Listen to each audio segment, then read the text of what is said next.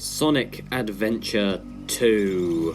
I don't like it very much. If you know me, you know I'm not the biggest fan of Sonic Adventure 2. And it's time I told you why. I will be following the same structure of all of my reviews as of late, so let's begin by talking about the story. After learning about a secret weapon from the diary of his big oofed grandfather, Gerald Robotnik, Dr. Eggman infiltrates a high-security gun facility and revives the weapon using a Chaos Emerald. The weapon in question is Shadow, the Hedgehog, the coolest motherfucker alive. He offers to help Eggman conquer the world, telling him to meet at the abandoned space colony Ark with more Chaos Emeralds. Shadow encounters Gun's forces after stealing the Chaos Emerald. Shadow has vowed to fulfill a promise to Gerald's granddaughter and his friend Maria right before she got big oofed.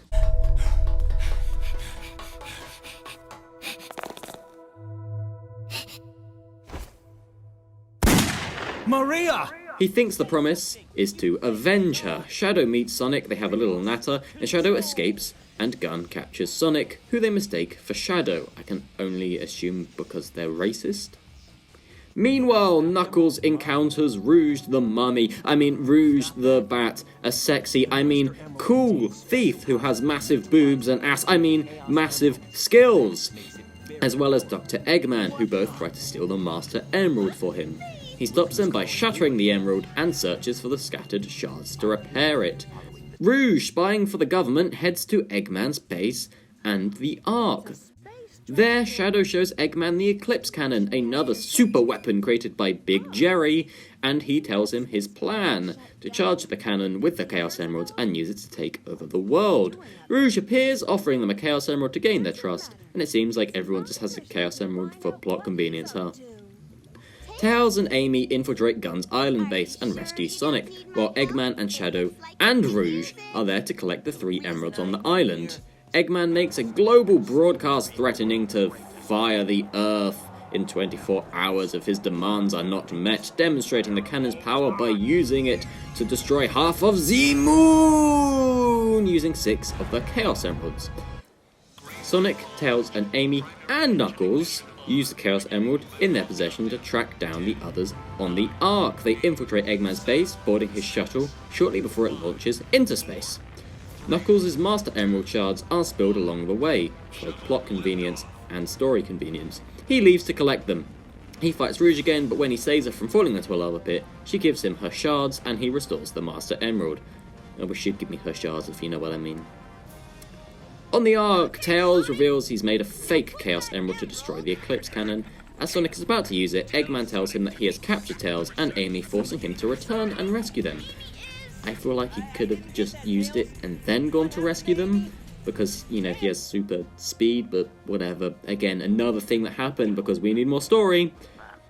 Sonic tries to trick Eggman by using the fake emerald, but Eggman sees straight through it because Tails is a dumbass little bitch. You thought you could trick me with that fake emerald, didn't you? So, how did you know it wasn't the real one? Tails!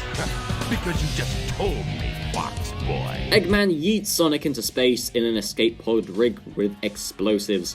Tails, thinking Sonic is dead, fights and defeats Eggman. Sonic uses the power of the fake emerald to initiate Chaos Control and escape. Eggman sneaks away from Tails and Amy with the last emerald and arms the Eclipse Cannon. The entire space colony suddenly starts falling, and a pre-recorded message from Big Jerry is broadcasted globally. He programmed the Ark to collide with Earth if the emeralds were used, destroying it in revenge for the government condemning his research and killing his colleagues, including Maria. A bit overkill if you ask me. Everyone but Shadow works together to access the cannon's core and neutralize the Ark by using the Master Emerald. Amy pleads for Shadow's help, allowing him to remember what Maria really requested of him, to help mankind. Shadow catches up with Sonic and Knuckles in the core as they encounter the Bio-Lizard, a prototype ultimate life form.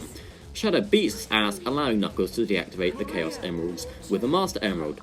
The Bio-Lizard uses Chaos Control to fuse with the cannon, becoming Final Hazard and continuing the Ark's collision course.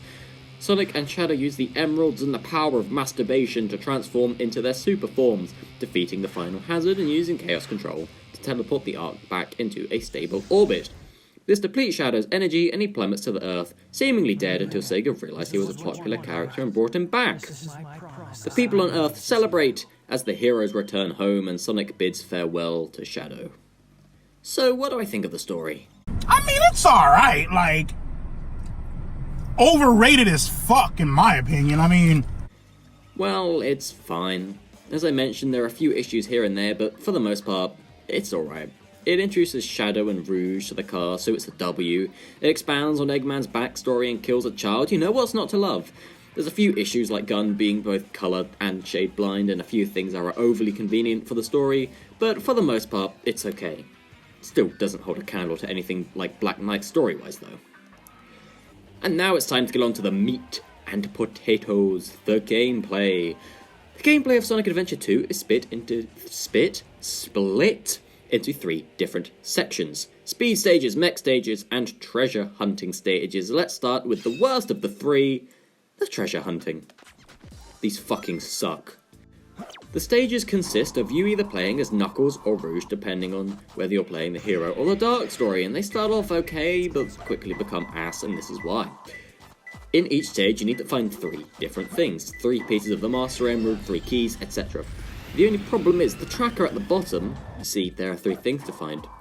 It only tracks 1 at a time. Not the one you are closest to, but the one it randomly decides is the first one. It could be the closest one to you, it could be the furthest away one from you. It could be just the one in the middle. It's just utterly random.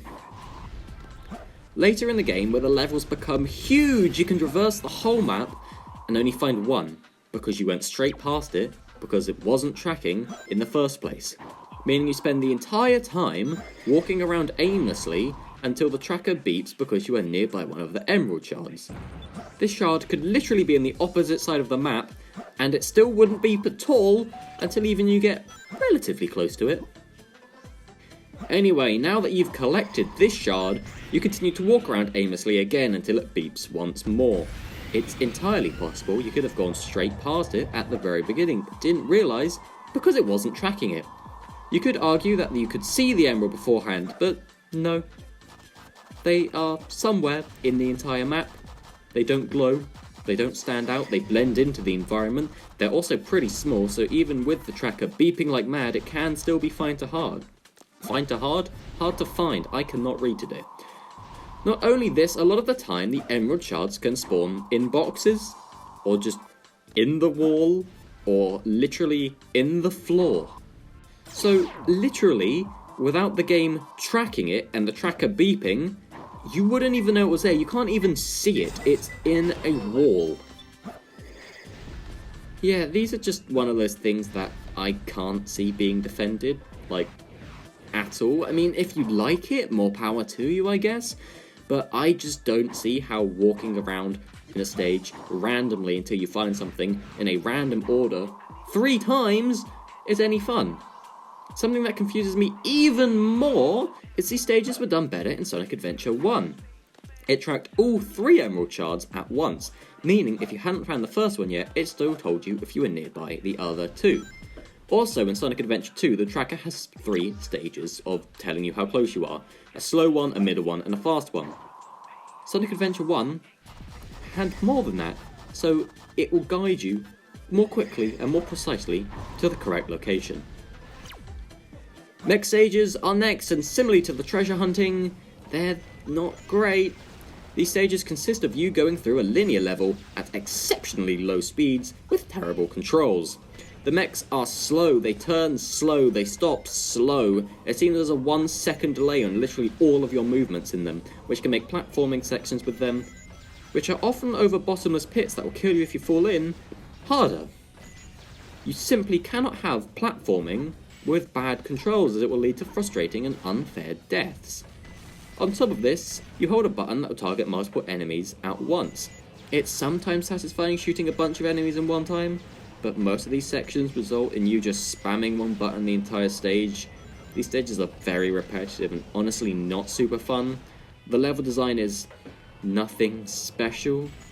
It's very blocky, it's very square. There's less about these that are straight up bad and a problem than in the treasure hunting stages, but it's still nothing special. and similarly to the treasure hunting stages, they were done a lot better in Sonic Adventure 1, where you play as Gamma. You have faster movement and tighter controls. So, I don't really know what happened there.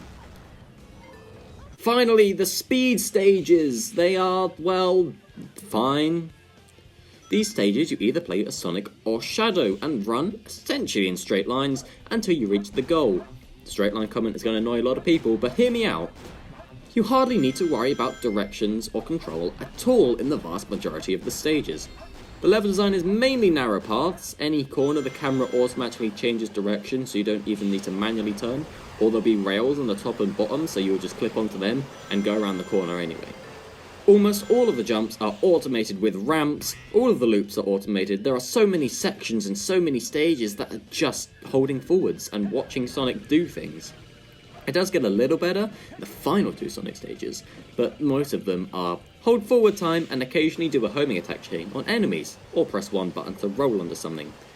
There's a few exceptions here and there, but for about 80% of the time, in about 80% of the speed stages, you're just holding forwards. Yeah, these stages can be fun. They're probably better than some stages in future games. It's my cat. They're probably better than some stages in future games. But once again, going back to Sonic Adventure 1, even in the first stage alone, there's a lot of opportunities for you to move about in wider spaces. There's more opportunities for you to use your spin dash and shortcuts that I'm pretty sure were intentional in a few, but not all cases. I think Speed Highway in Adventure 1 is the perfect balance. It has the narrower speed sections, it has the intentional shortcuts as proven by item boxes being there, it has more wider and open spaces, it has an automatic set piece, but you can still move in it. It has platforming sections too. Sonic Adventure 2 speed stages, well, they don't have this. They instead rely on the spectacle of, oh, look at Sonic run around this loop, or oh, look at Sonic spin around this tree, or oh, look at Sonic get launched over this gap, than moments of engaging gameplay. Believe it or not, I do actually like the speed stages, but they're far from perfect. Another issue I have is the button placement. I don't know whose idea it was to put the spin dash, roll, lightspeed dash, and bounce all on B when X and Y aren't used. It leads to so many times where I want to lightspeed dash, but instead Sonic just stops and rolls, stopping all of my speed, momentum, and flow. Here, put spin dash on B, lightspeed dash on Y, roll on X. The bounce can stay on B as you can only do it when you're in the air, and you can't spin dash in the air. There, I fixed it. So, overall the gameplay is, wow, not super great. Sure, it has its moments, but when I had to test 2/3 of a game and think the other third is fine, it's not the recipe for success. Especially when the 3 gameplay styles were done better in the game before. Not only that, in Sonic Adventure 1, they were pretty much optional. You unlock all of the characters really quickly. So if you only like to play as Sonic, just play Sonic's story and don't touch the others.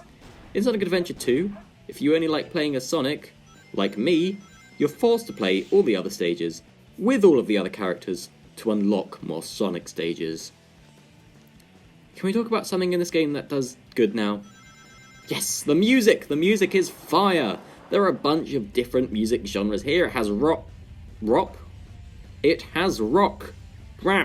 jazz, and more. It's super great, but I only really care about the rock bits and the Sonic stages. Sorry! I also hope you don't want to hear the music during the mech stages because...